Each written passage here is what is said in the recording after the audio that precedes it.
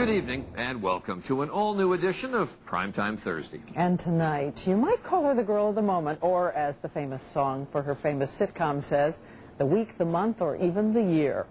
She has a new movie, Friends last season, the pinch-yourself reality of Brad Pitt as your husband. But it occurred to us, as much as we see of her, we don't really know what's under the famous skin. So tonight, getting to know the real Jennifer Aniston. Looks like Jenna's gonna get her groove back tonight. Hard to believe she's been making us laugh for 10 years. I like big butts and I cannot lie. You got the wind in your arms. I mean, isn't that just kick you in the crotch, spit on your neck fantastic? The fresh-faced girl every woman in America wanted to be. I'm going commando too. The funny girl every man in America hoped would move next door. Hi, you.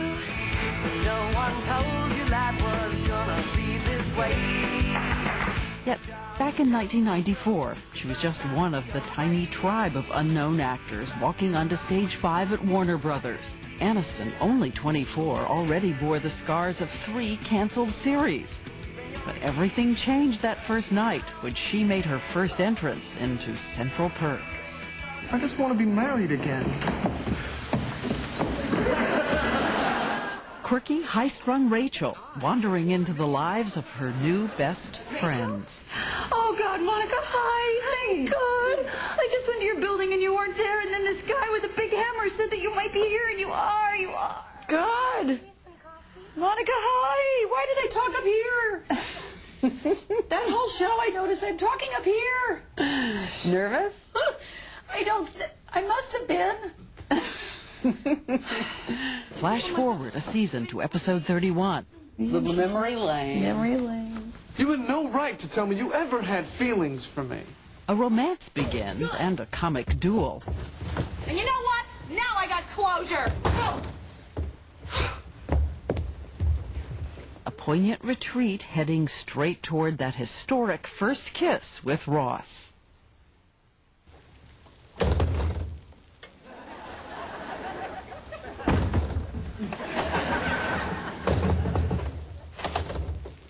Try the bottom one.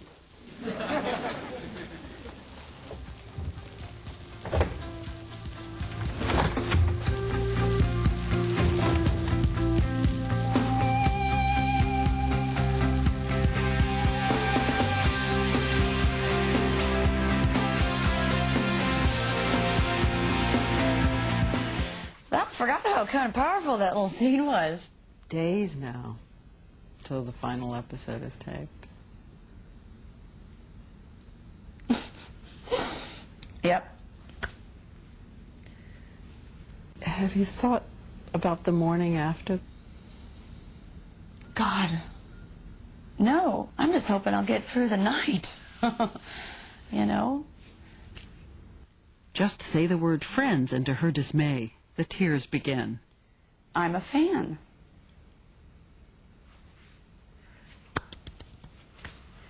Yeeps.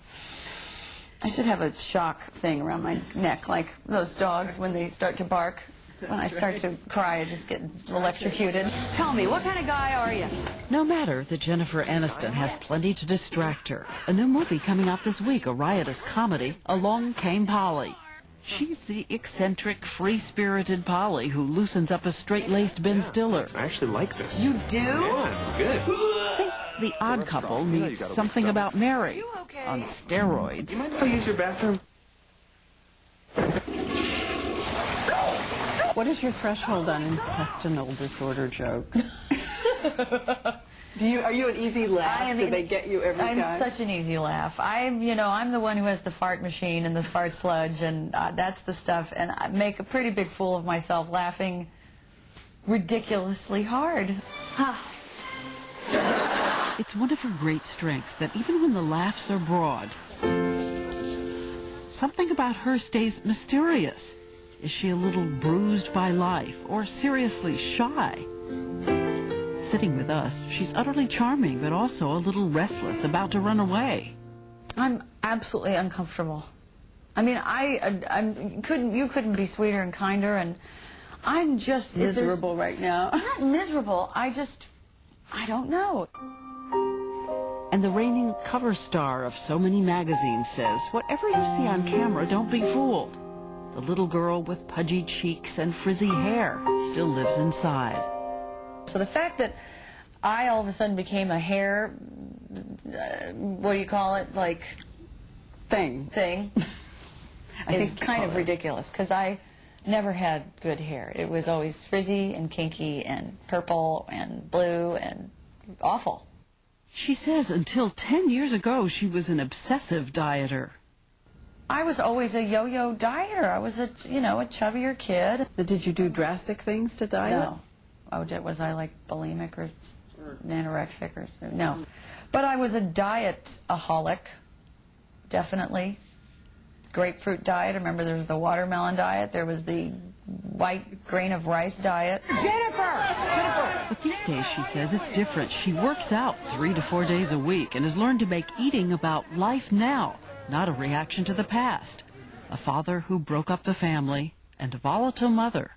I want to say to all these young girls, there are so many struggles that everybody has, especially when it's like you don't know what you're filling up. Are you filling up a void? Is it your father leaving? Is it your fear of failure? Is it that I will never be that thin? I will never be as beautiful as you, whoever you are? And I think once you figure out your, who you are and what you love about yourself, I think it all kind of falls into place eventually. What do you love about yourself? I love a lot about myself. Let me count the ways. Let me count the ways. I am a good problem solver, and I'm a good mediator. And what else do I like about myself? I'm not a yeller. I like that. I worked hard on that. Not to be a yeller.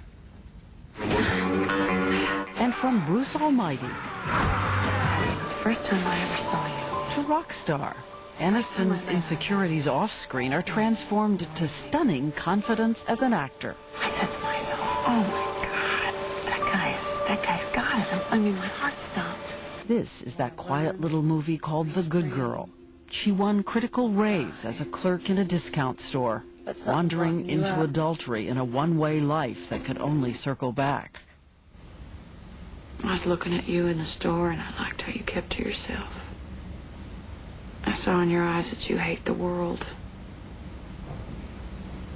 I hate it too.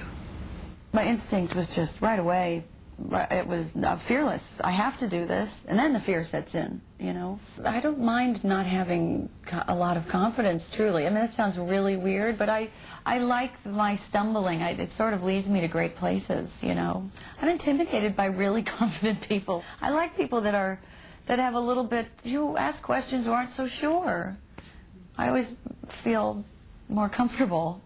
I'm not riddled with fear either. I'm sounding like I'm this big old scaredy cat, you know, but You're not even confident of your fear here. I'm not even confident of my your fear. Damn. At one point, Matthew Perry, I think it was Matthew Perry, said something about you. You know, Jenny's a really hard worker. You know, Jenny, while being very sweet and stuff, has had some stuff in her life that she's had to address, and she just has, you know. And so right in front of all of our eyes, I've watched Jen blossom into just this beautiful woman. Thank you. What was it? Everybody has their demons to sort of wrestle with. Nothing out of the ordinary. I mean, there's a lot of problems out there that are a lot greater than mine, but, you know, stuff. Just stuff. You look as if it hurts. I do? Yeah, you do. When we come back, loneliness, meeting Brad, and her anguish over the central relationship in her life.